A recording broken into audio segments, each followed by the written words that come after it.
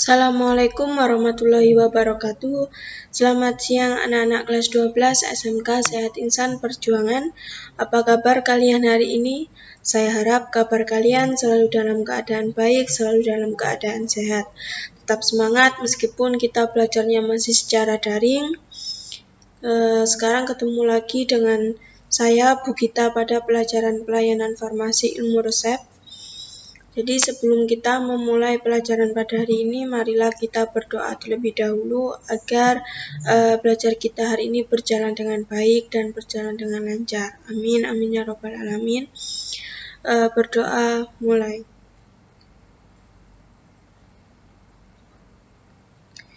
Berdoa selesai. Untuk hari ini Bu Gita akan memberikan soal latihan untuk UKK lagi ya, jadi kalian jangan bosan-bosan untuk belajar atau latihan soal untuk ujian kompetensi keahlian kalian.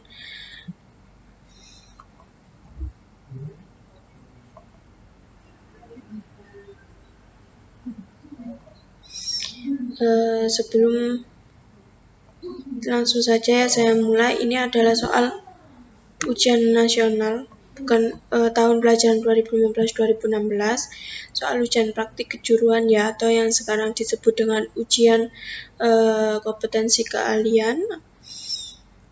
Jadi sama seperti kemarin, untuk alokasi waktunya ini 3 jam. Bentuk soalnya yaitu untuk penugasan perorangan. Petunjuknya saya jelaskan.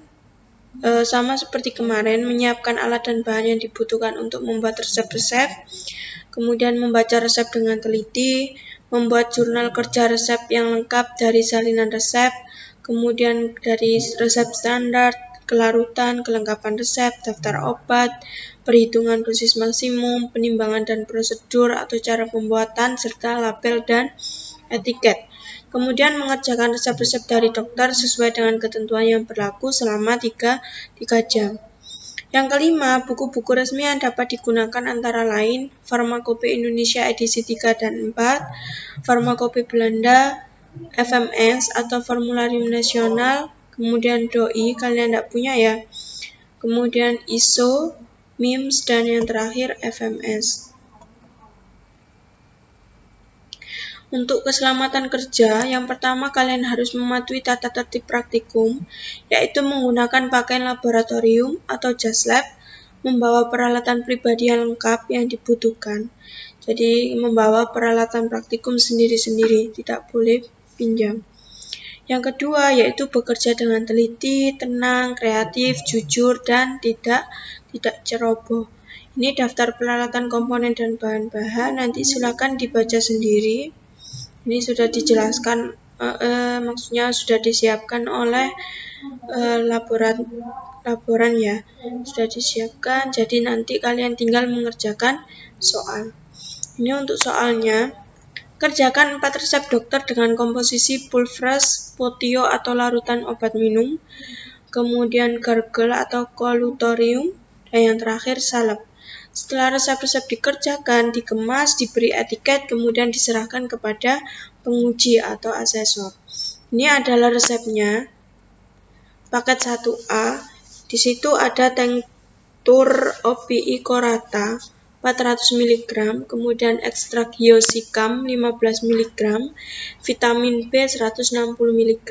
Kalian disuruh membuat sediaan serbuk dengan takaran dosis sedemikian sejumlah 8. Berarti kalian membuat buyur, yaitu yang berjumlah 8. Dengan aturan pakai 2 kali sehari, pagi dan malam. 1 serbuk ya, atau 1 bungkus. Kemudian resep yang kedua yaitu kalian disuruh membuat sediaan potio sirup. Jadi isinya paracetamol 1,5 gram, gliserin 12,5 ml, PPG 2,5 ml, sorbitol 70% 6 ml, alkohol 2 ml, aquadesnya 25 ml.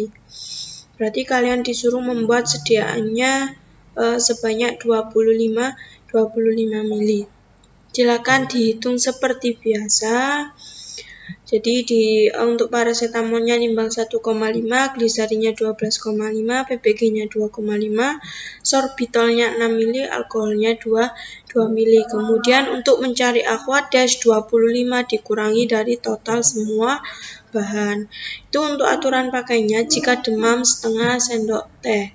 Campur dan buatlah potio jika demam setengah sendok teh ya.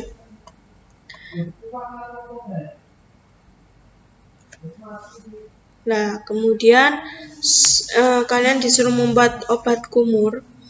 Solutio H2O2 30% sebanyak 5 gram, tinctur auran 12 mili, kemudian oleum TPIP 1 tetes. Ini sama. Maaf, ini untuk resep 3 dan 4 tidak usah dikerjakan dulu. Ini nanti kita bahas bersama-sama. Jadi yang kalian kerjakan cuma ini. 2 resep ini ya. Silakan dikerjakan. Untuk yang resep ini tidak usah dikerjakan, tapi tetap ditulis di buku jurnalnya. Ya, nanti kita bahas bersama-sama. Itu saja tugas dari ibu kita. Kalian mengerjakan resep ini di jurnal seperti biasa. Kalau sudah selesai silahkan dikumpulkan ya.